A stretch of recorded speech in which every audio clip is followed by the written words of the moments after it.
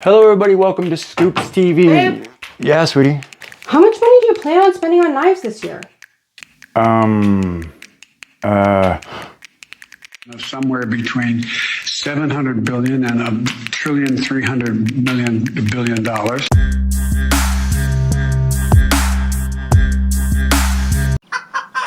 Hello everybody, welcome to Scoops TV. I'm Dale, and today we are going to be taking a look at the $750 Medford TFF-h in titanium and S35VN. Stay tuned. If you haven't been to this channel before, welcome. We are your one-stop channel for outdoor gear, survival gear, and knife reviews. We also take a request, so if you have a specific piece of gear you want us to take a look at, drop it in the comments and I'll put it on the list. So without further ado, let's check this thing out, shall we? All right, now that you guys are set up to see, let's check this thing out. Nice presentation, packaging.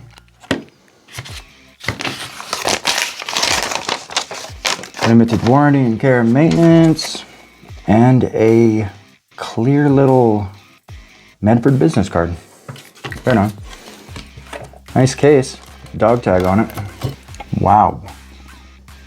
Look at this outstanding specimen of engineering here. All right, so we have a 5.5 inch solid titanium black PVT coated handle. At the back here, we have a small lanyard hole, 3 barrel spacers in stainless, and some heavy jimping that runs through to the top. The knife runs smooth black PVD all the way up to the front, where we have our opening bearings at the axis, a construction pillar, and a seating bar for the blade tang, all in stainless. We have some angled heavy jimping right here on the top. Other side, we have a large skeletonized tip-up carry clip with the Medford logo milled right into it. It's got kind of a aged steel color. I don't know what they call it. We also have the frame lock. The frame lock is a part of the handle milled down in this U shape in the back with an L channel cut into it, creating kind of a leaf spring that applies pressure.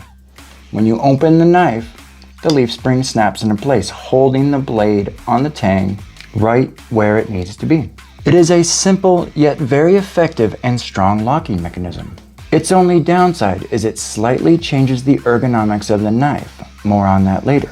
Up front here, we have 2 large finger choils separated from the blade by maybe a 50-degree sharpening choil. If you don't know, PVD, or physical vapor deposition, is a thin film coating where a solid material is vaporized in a vacuum chamber and then deposited on the object being coated. In this case, the titanium and the stainless, in order to change the surface properties of the object being coated, where new mechanical, electrical, or optical characteristics are needed. The knife opens via thumb hole, where we have a 4-inch saber ground drop point in S35VN with a hollow grind. The saber grind shape of the blade leaves the top half unground in order to add strength, rigidity, and thickness. You can see that this blade is a 1/19 of an inch thick. It is almost a 1/4 inch thick, so it's a pretty solid chunk of steel. The drop point design has one of the strongest point strengths available of any blade designs on the market today,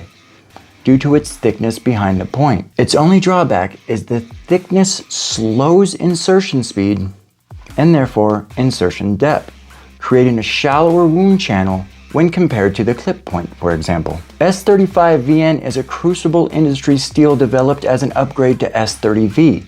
S35VN outperforms S30V in almost all the relative blade steel categories. Edge retention is very good.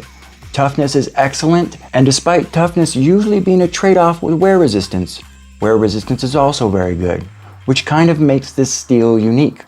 Corrosion resistance is also excellent. The hollow grind reduces thickness behind the edge, allowing for an incredibly thin and therefore sharp edge. It also reduces weight and helps with aesthetics, making the knife appear thinner than it actually is, in my opinion. To put it bluntly, it's fucking huge. The knife comes in at 9.5 inches and 11.5 ounces, so it's the size and weight of a small hatchet.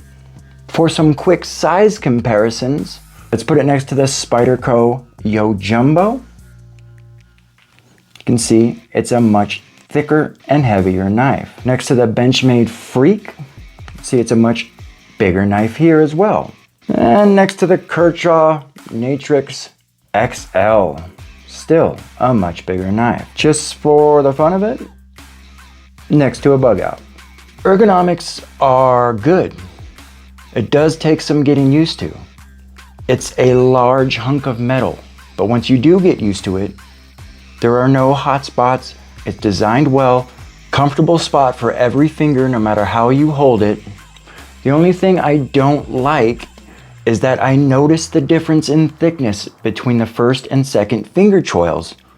That's the drawback of the frame lock. That issue has been dealt with in the liner lock, which is similar, but has a leaf spring inside the scale, so it's not as strong. I can deal with it, it's just a little annoying. Fit and finish. Well, it is black on black, contrasted with stainless steel and a little bit of aged steel. So there's not a ton of flair or character, but for what it is, I think it's good. I wouldn't say it's an elegant design or finish, but I wouldn't say it's utilitarian either. It's a working man's knife. It's a buy it once and use it the rest of your life type knife. At this price, it's not an exclusive collector piece, like a lot of Medfords. Here's your close-up of the handle, and your close-up of the blade. Close-up of the other side of the handle, and the other side of the blade. All right, everybody, that's the Medford TFF-h. Thanks for watching. Hope you liked the video. Remember to like and subscribe, and I'll see you next week.